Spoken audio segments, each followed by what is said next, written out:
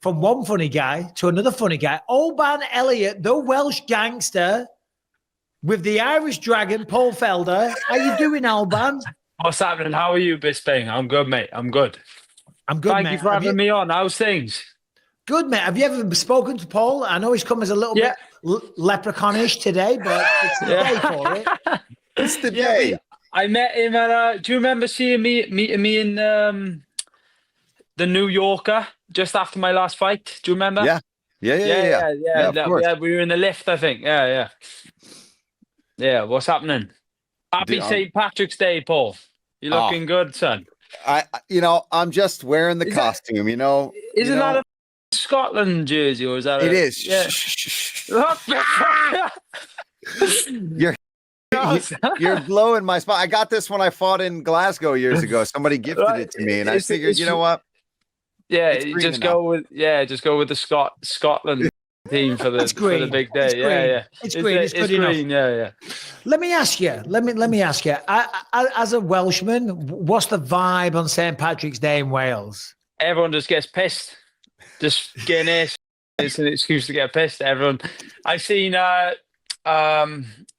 Godfather, we call him, Kent, and he's in Tenerife. His carnage out there. He's like 60 odd. Full send in Tenerife. All got the Guinness hats on. Yeah, everyone just goes out for it, man. It's not much different here, to be completely honest with you. I mean, I feel like the reason it's so big in the States is just an excuse for people to go and pound Jameson and drink Guinness. Yeah, it's a drinking holiday, isn't it? Good though. What's the patron saint of Wales? St. David? St. David's Day, yeah. We don't do nothing for that, really. I was going to say they don't do anything for that. St. George's Day, we don't do anything in England. And if you do, you're a far-right activist. If you hang a flag, you're racist, We could open a can of worms with all that going on these days, man. We don't do nothing for that. Everyone just goes mad for St. Patrick's Day. I nearly put a picture on earlier from when I fought in Dublin, and I'm like doing that to the crowd. Like I was gonna do happy St. Patrick's Day, but I didn't even do one for St. David's Day, so I can't do that. But no one gives a really, do they? Now, I will never tell someone to limit the swearing. When you can swear, but just don't F-bomb every 3 seconds. Otherwise, YouTube will kick us off. We don't care. Is it the demonetizing thing? Is that what it is? You hit the nail on the head, Oban. You're learning. We're gonna have a problem there with the swearing, especially if I'm talking to you. I feel like it's normal. No, you've got to do it, Oban. You've got to do it. You've got to be yourself. Speaking of yourself, having a terrific run in the UFC right now. What's the latest? Because I know you've been trying to get a fight. Yeah, the latest is they told me I'd be out in May, but they said they're having trouble trying to lock the schedule down. I'm not sure what's going on. I'm not sure if you boys know any more about that. But they said they're targeting me for May. They're just waiting for the schedule to be finalized. But then knows. I did it. Sorry, I don't know. I don't know what's happening at the minute. May, I imagine I'll be fighting. It's not going to be too much longer. They offered me Jake Matthews in February, but I was injured from the Battle fight, and I told them that. They got me on record going to the hospital after the fight, and then we told them, with the injury, we'll be good to go from about March. And then they come back with the fight the start of February. And I said, mate, I'm not, I only got back sparring at the end of January. So, and we're just waiting since then. So it's not like they haven't offered me one. I was injured at the time, and now I'm ready I'm chomping at the bit now. Do you know what I mean? Is there anybody in particular, Oban, that you are looking at or that you've been talking about trying to get a fight with that would be around that time? Yeah. For May? Yeah. If they told me I was fighting in April, it would be the same guys. But I think Bryan Battle, me and him will be good. I was going to say, I thought I saw a little bit of back and forth with you guys trying to arrange that on your own. Me and him have spoke about that. I think that would be a good fight. I think other than that, I don't. To be honest, I don't really know anyone else in my position. I just know the boys in the ranking. So I think like Luke or someone like that. I know I'm ready for it. So, but the main one at the minute is Bryan Battle. I think that's a What do you think, boys? That's yeah, no. Fun one. I was going to say, Oban, I mean, if you get the matchup with Bryan Battle, it's going pretty quick. You know what I'm saying? Because Bryan Battle's got a pretty decent established name. He won the Ultimate Fighter. He's had some really, really good performances as well. So you kind of like, because Basil Hafez, I mean, people know he's a tough son of a bitch. You beat him, you know, and so you're doing really good. And then you get Bryan Battle, you get a win over him. And then you're fast tracking your UFC career as opposed to dicking around and fight. Don't get me wrong. You don't need a big name to be a hard fight, you know, but they're all tough guys. But when you're taking out high profile people like this, you're going to get a lot of attention on you. We know you've got the personality. You're the man with the biggest charms and the biggest arms or some shit. You Chael Sonnen wannabe. Jesus, Oban, but you're doing well. No, come on. I'm more of a Bisping wannabe with all the foul language and the nonsense that goes with it. I'm not quite as sharp as Chael, but Look, and the thing is, when you say about the other, like, I wouldn't even know who to call out who's there or thereabouts. Like I'll say it like it is. When they put Carlos Prates against Jeff Neal, I know Carlos Prates joined the UFC at the same time as me, so he's the only guy that I'm really aware of that I think, you know, same amount of fight. I think he's had one more fight than me, you know, and then he got his fight booked. But, you know, I'm not opposed to going up against anyone. You know what I mean? You must know. If you know me by now, Mike. Paul, you know me from the elevator. I'm not sure you got the grips with it, but, you know me by now. I'll fight anyone. So it doesn't really make a difference to me. I'm going to make it as big as I can, and I just don't think I'm going to. If I was going to struggle, I would have by now. Do you know what I mean? They're going to get bigger and tougher, but there's only so many moves, boys. There's only so much you can learn in this sport. And if I haven't seen it by now, where I've been blown out of the water, no, I've trained with the top guys. I took it upon myself at the start of this year to test myself in sparring against, you know, killers, and I'm ready for. If it's a step up or whatever he is, Bryan Battle, if that's a good fight, we could do a good job selling it. I'm just eager to go again. I think that's such a good matchup for a guy in your position, like you're saying too, where of the guys that are still, I don't want to say newcomers, but on their way up and people are starting to recognize you in the division, he's got the same path, right? So I think oftentimes it's great to see when you got two guys that have had a lot of success so far, but haven't really hit that fight where you get a guy in the top 15, top 12, top 10 to be able to establish yourself. I think the two of you pitted against each other, and the winner is the guy that gets to get on that mic and start calling for the guys that have a higher ranking name. And he's a guy that brings it like you know what I mean? You want guys like that. You know what I mean, Oban? At this point in your career, you want the guys that are going to try to bring the best out of you so that you can show them, listen, I need to get past these guys. I need to be fighting these guys in the top 15 because I'm going to be hurting people. So 100%. And I think they're all tough, right? But like I said, there's nothing I don't know in this game. Like, you know, and there's nothing. Of course, I haven't figured it all out at this stage, but I'm gonna keep getting better along the way. And like I proved in my last fight, and all my fights last year, I did well. And I can keep the ball rolling, you know. So Oban, let me ask you here, and this isn't me giving shit, okay? Go on. A lot of people watching or hearing what you said there would say, dude, this guy's out of his mind. He's pretty new to mixed martial arts. We're always learning. It's like, you know, when you become a black belt, that's only when you really start to learn. That's like an old traditional martial arts saying.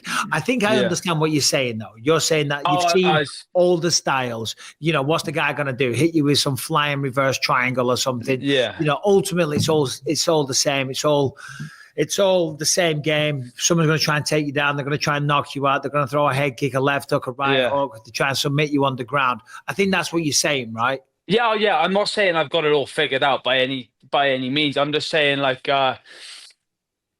from what I can see and the training I'm putting in, the fights I've already had, and I'm confident that I can. Like, what I'm trying to say is, I'm not like scared of this next step. Like, you know, next step. There's only so many. Like, they're all world class fighters. Like what I'm trying to say is, I'm not trying to like when you say the guys on the way up that they might not be known about, I'm trying to say like those boys on the way up that aren't ranked, like myself, like there's not much of a gap between us and the guys at the very top. That's what I'm trying to say, you know. Yeah. So and it's all about at this point who's going to go out there and who's gonna perform, who's gonna take their opportunity with both hands. They're not gonna freeze under the lights.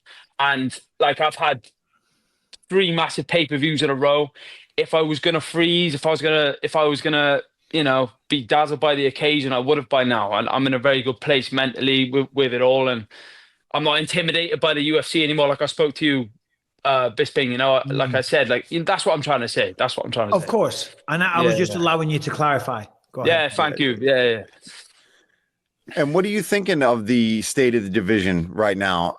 If there was guys in the top 15 that, God forbid, you could just pick your matchup right now, right? You can pick who you're going to fight in May, potentially. If you had your opportunity, obviously you want the champions, you want the top 5 guys, but is there anybody in that low-hanging 14, 15, 13 area? Does anybody stick out to you? You mentioned Luque. Is there anybody else as well that you're like, I'd love to get a chance to fight that dude? I could kick his ass. Yeah. But that's Luque's. But I'd have to go over the list again. I can't think who's just above him. I don't know off by heart. But what do you think about Prates? You talked about Prates and Jeff Neal fighting. How do you think you match up against those guys? Well, look, they're excellent fighters. I just think I could beat them both.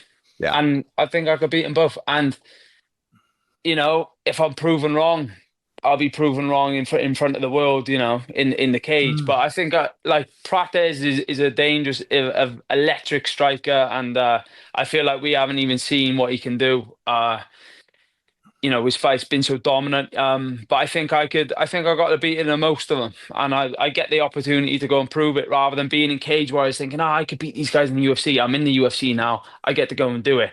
I'm in the UFC now. I'm on big platforms like the Believe You Me podcast, and I get the chance to call. And I get the chance to call my shot. I'm not just going to say, I'll fight whoever they put in front of me. There's guys, there's names, there's numbers, and I'm going to go for it because I believe in myself. You know what I mean? So and that's And that's how you should be, Oban. You really should be that, and you got to believe in yourself. You don't just want to come here and just be another guy that had a few fights and maybe, on the prelims and stuff. No, you want to come here, you want to set your stall out, you want to believe in yourself, say, hey, I'm here to be a champion. And you got to back that up vocally. You got to talk the talk, but you got to walk the walk as well. And you're doing that so far. Let me ask you this, though.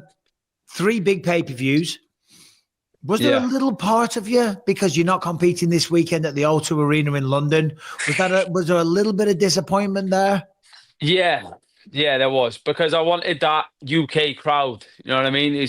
And funnily enough, I was thinking of you earlier. Like, I know they say pay-per-views are, and this one's a fight now. But then I remember watching you fight Anderson, and I know that fight is like it's different. That's an insanely big fight. But whether it was a fight night pay-per-view, being in front of that crowd is like, I'm gutted I'm not doing it. I'm gutted. I really am gutted. I'm not fighting on that. But hey, it is what it is. I don't know what they got planned for me. I don't know why they didn't put me on it. But we'll have to see what hopefully they're cooking up something good for me, and I'll be ready to take the chance. Well, that being said, with it being in that division for the main event, what are you thinking about Sean Brady and Leon headlining that one this weekend? Yeah, it's a headline worthy fight. I think. With Sean Brady, like, I haven't even seen that much of him. I know Leon, obviously, I've trained with Leon a couple of times. I think after Leon's last fight, he's got like a big point to prove within himself more than anything. Like he cares what the fans think. Like, he's gonna go out there, and I think he's gonna be the best he's ever been on Saturday. And fair play to Sean Brady taking this short notice, because he did, didn't he? Unless he was on reserve, I don't know. But I think Leon is he's not going anywhere yet. I don't think. I think he's gonna handle this one and go back for the belt. Yeah. Yeah, it's an interesting one, because we always say it, or I always say it, as fighters, you don't get 2 peaks. Once you go up, you're at the top for a while, and then you start to come down, and you don't really get a second peak. I don't think this is necessarily Leon Edwards coming down off his peak. I just think Bilal Muhammad showed up on that night, was the better man. Leon's still only 31 years old. Bilal was a monster on that night, and he was just a tough matchup for him. You know what I'm saying? And maybe because he was the champ and he was getting away with being a little bit more reserved with his output, maybe that bit him in the ass. I don't think Leon slowed down. I don't think he's resting on his laurels or sleeping in silk sheets or whatever cliche terms you want to use. He just got beat on the night. And I think he's going to come back with an absolute bang on Saturday night. We can't make a prediction. But you said you trained with Leon. How did the training sessions go? I know you don't tap and tell. You don't talk shit when you're sparring. But who would win in a fight between Leon Edwards and Oban Elliot? Look, I haven't had. When did I last properly spar him? It was years ago. I was joking, by the way. Yeah, no, I know. But he's so good. He's so like, how do you say, happy to help. Like as soon as he'll break techniques that I remember the first time I ever trained with him. I was like 3-0 in Cage Warriors, and we sparred, and then I said, and he said, great job, and then we broke down a technique that he was smoking me with, and he was like, I was doing this. Do you know what I mean? He, like, really great guy. That's nice. And really great guy. And I remember him saying like, you're always welcome. You know, if it's your gym, if it's our gym, it's your gym. He said something to that effect. Very great guy. And I think, like you say, he just got beat on the night. Bilal fought really well, and it's people think like, you lose. It's not boxing. You know, there's a lot of ways to win, and you know, he lost. Who cares? Who really cares? He's just going to bounce straight back, and he's just going to get back on the horse. I think. Yeah, Leon is. He's nowhere near done. Can't believe people even saying it.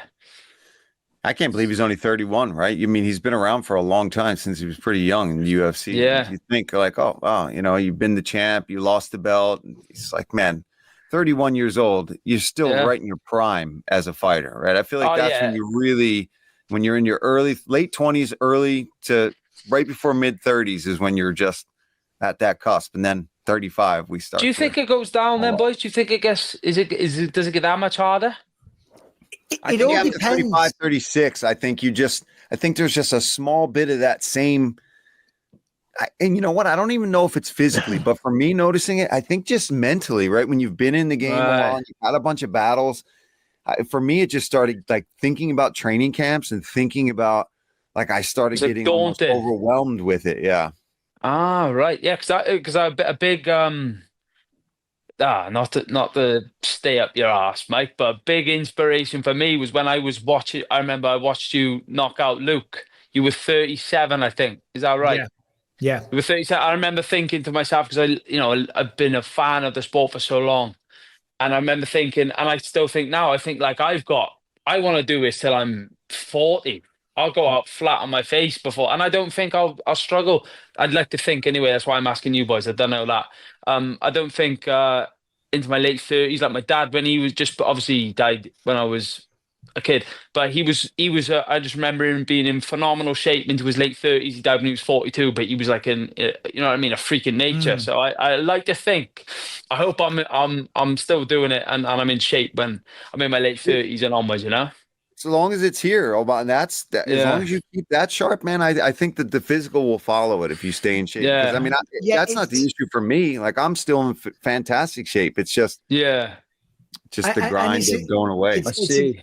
It's kind of a gift and a curse, because on one side, the mental aspect of it all, the technical, the strategy, the dealing with the nerves and all that type of stuff, that just keeps improving and getting better and better. But on the other side, you know, you've had a long career, you get injuries, you might have a couple of surgeries along the way. Your body's not quite as fast. The strength is never an issue, but, you know, the reflexes start to go. If you've had a tough career along the way, maybe you've been knocked out a few times, you have a few knee surgeries, you might have a little elbow surgery along the way because the training camps are grinding on you. So it's that side as well. You know what I'm saying? You're fit as a butcher's dog, 27 years old in the prime of your goddamn life. You put 10 years of not just the fights, the training camps, man. 10 years of that shit on you. That's what starts to age you. It's not necessary. And that's why, Oban, speaking to you here, that's why I always say to people, because people, young fighters are always like, give me some advice. And it's always boring stuff. And it's like, you got to look after your body because you do feel like you're invincible and it's not going to apply to you, but it does catch you up. You have got to do the recovery protocol. You have got to do the stretching and all that type of stuff. Because I used to finish and have my protein. I hate it. I hated it. I was out the door, have my food, have a nap, stretch, kiss my ass. You've got to do all that shit, man. You do. Like you do, and I like you saying, my last 3 fights, obviously, it's my last 3 fights. Honestly, the injuries are crazy. I had crazy injuries, and like I felt like I got through last year through the skin of my teeth, and I was the opportunities I was given, I didn't want to turn them down. You know what I mean? Yeah. But then coming into the end of the year, like when you're saying like look after your body and that, I remember when they offered me the fight with Jake Massey. I remember thinking, where I am, this would be like, I did it. I know I did it. And nothing. It's easy. If it's not broke, don't fix it. But then again, I was like, right, I'm not invincible. I'm beat up here. I've got some issues I need to fix. I won't go into them. And that's why, like, I tried to get myself fit to start this year to make this year as good, if not better, as last. That's what I wanted to do. I don't want to just be stupid. I'll be all right. Because then when you're not, you're like, why did I do that? Then you lose that fight because you're just not 100%. And then everyone's like, oh, wow, this guy was all hype. Right. And it's just all the it's all well and good. And then it's all well and good me saying, I was this, I was that. Like, nobody cares, do they? Yeah. Nobody cares. So, yeah. Oban, let me ask you, are you a family man? Or are you young, free and single? What's the situation now? I've got a girlfriend. Okay. I've got a girlfriend. Yeah. Good. Because I was just going to say, that's a hell of a jawline, man. Look at that jaw. look at that jaw, man. I'm like, come on. You can knock me. Thank you, brother. I'm like, thank you, brother. Jesus Christ. I'm like, if you were single, I wanted to, man. Maybe it's the camera angle or something, but you got a proper desperate Dan jaw on you there. No, thank you, brother. Handsome bastard, 27 years old, competing in the UFC. Good talker. No. I'm like, you are killing it right now. Thank you, brother. No, I want to. No, exactly. Yeah. No, I'm committed. I don't. And I feel like I just said, like I get to got myself to this position I'm in. Like you say, look at this. I could prance around and be a prick if I wanted, but nah, just keep my head on it. This is, this is why, that isn't why I got into it. I know I was a good looking guy. Always. Never mind just the UFC. So, just nah. Well, you know what? I remember, and this is it relates to what you said, and I wish you'd have said it to me sooner, and I wish I could tell my older self this, because what you just said there is absolutely perfect, and it's absolutely bang on. But I remember I signed with the UFC. I won the Ultimate Fighter in 2006, and I was making good money. And my life had completely changed. I wasn't working in factories anymore. And, I was like, I had no money troubles. I was famous, if you will, which is wanker of a term. You're the man. It's a wanker of a term, but let's just be honest. And, and I was enjoying myself too much in between fights. And I remember, I would work my ass off. But then after a fight, I'd just like be on the booze with the lads. Yes. You know what I mean? And not in the gym. I've done it. And I remember, I've done it. And I remember Joe Silver, Paul. Joe Silver, it was at a weigh-in. It was a weigh-in, I think it was Germany or somewhere like that. And Joe Silver pulled me to one side and he had a real chat with me. Like, and I perceived it at the time like he was like kind of telling me off. But looking back now, he was giving me some really, really good advice. He's like, Michael, because I was in Germany and I'd been out with my buddy the night before and I was hungover to the max and I'm at the weigh-ins and I'm all puffy and I've got no voice and I'm like, and my belly was popping out a little bit. And he's like, Michael, look, listen, I just want to tell you something. You've got a real opportunity here to make some really, really good life-changing money, change your life forever. He said, but I'm looking at you right now and you seem like you're burning both ends of both ends of the candle. you know? Yeah. And I was like, and then I got all defensive and stuff. I'm like, well, I'm in Germany with my friends and I'm going to enjoy myself. But he was just giving me advice. And he was absolutely right, because I wish I had done it a little bit differently. So to hear you say that, Oban, yeah, I mean, good for you, man. You've got your head screwed on. And it's crazy you say this, because you know the person who gave me the advice was you, and I don't think you said it directly to me. I remember you saying, "Did you say it to me, or did I listen to a podcast you did?" Well, you said, if you could go back and change anything, he's, I wouldn't drink as much or something. And like all my friends, they love a drink, and I'm just like, you know the crack. I don't know what it's like. Where are you from, Paul? Are you from Boston? Are you from Ireland? Where are you from? Is it Scotland? What's going on Whoa. No. Hey, what? But is it like that where you go on? Yeah, I'm from Philadelphia, so it's the same. So it's thing the same. here, man. Yeah. Everyone's on. Dude, everyone's drinking. All the same shit you and Michael are talking about. I'd win a fight, and it would be the same thing. We'd all just want to go on a tour of celebrating. You know what I mean?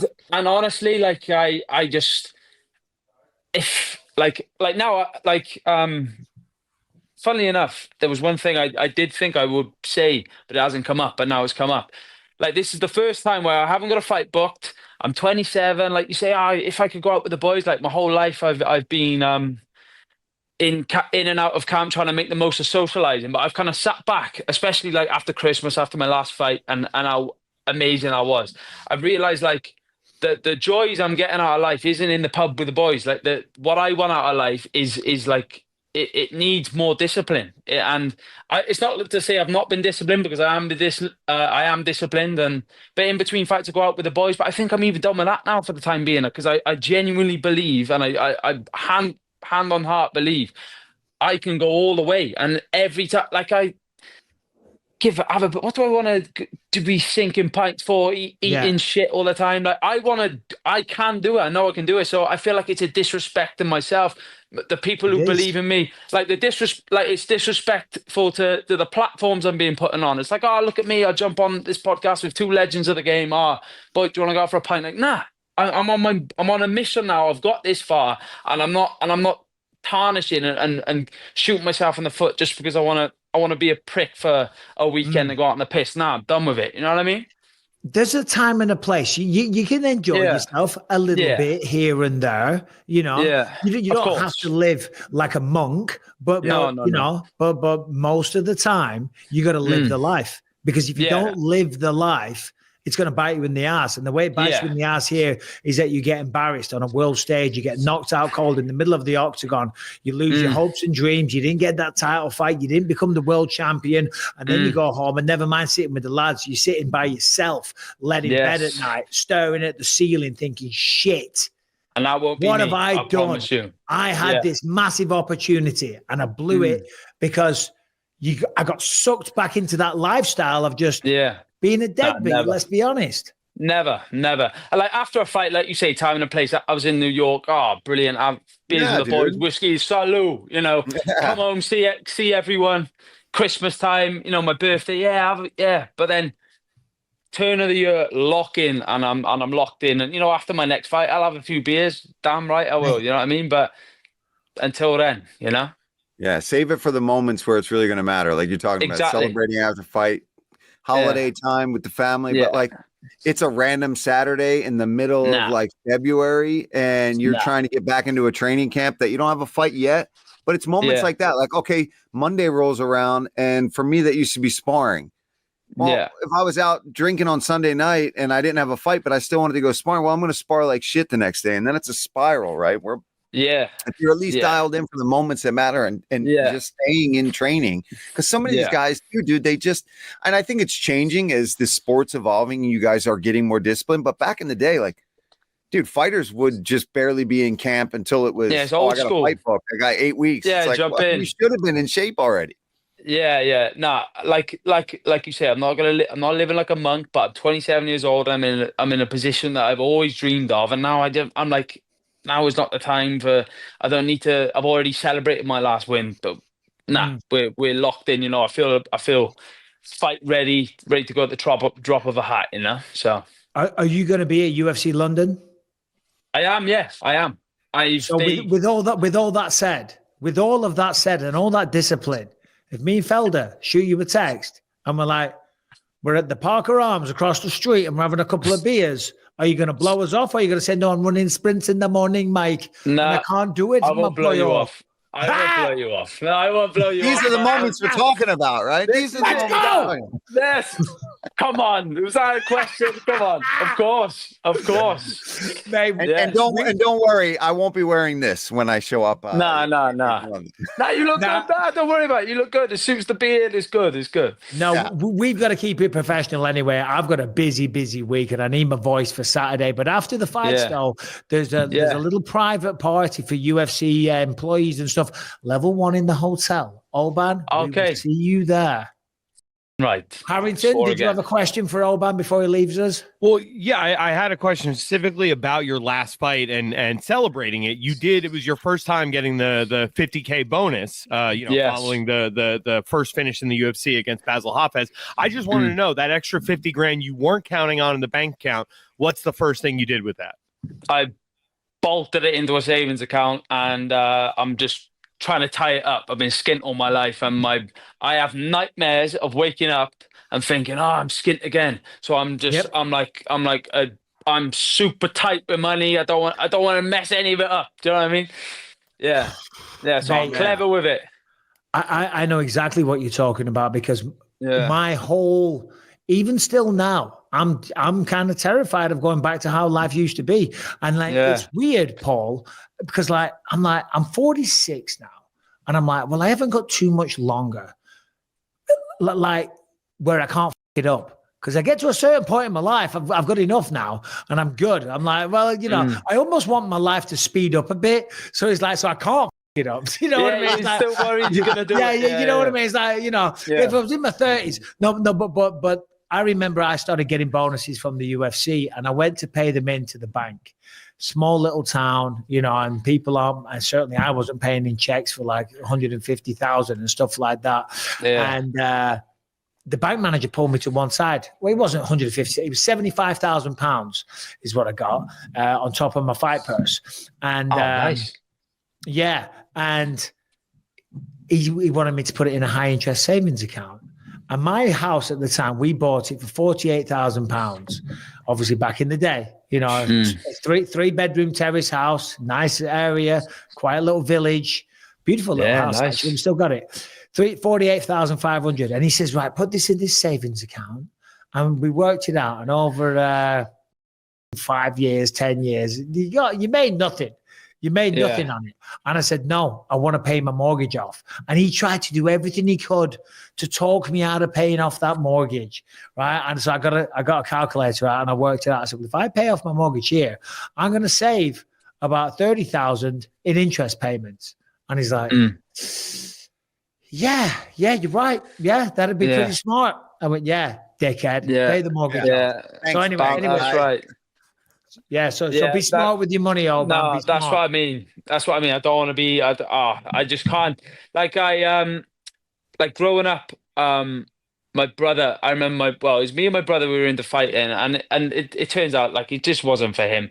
He didn't want to do it the same way I wanted to do it. But I couldn't live with I had this fear even before I'd even had an MMA fight. I was thinking if I ever give up on this, I don't want to be 20 years down the line just thinking, I wish I'm scared of having regrets for anything. That's just kind of how my mind works. And when it comes to like the money I've made already and the position I'm in now, I'm just terrified of it all going away. And that's what I guess that keeps me on my toes with it all, and I want to be on the ball. That's exactly what it does. Yeah, no, and use that, harness that, and use that to fuel you. Right, listen, we're going to have to say goodbye, Oban. We've got Volkanovski on in a little bit. No. We'll see you down in London. Shoot me a text, buddy. Oh, yeah, of course. Are you both going to be there? Are you both going to be there? Yes. Okay. Yes, boys. Well, I'll see you Saturday then, 100%. We'll see you there, mate, and maybe we'll talk you into a cheeky pint afterwards. But Oban, always appreciate talking to you. Always appreciate your time. Thank you very much. Likewise, mate. Thank you. Hey, see you, Oban. All the best, buddy. See you later, boys. See you later.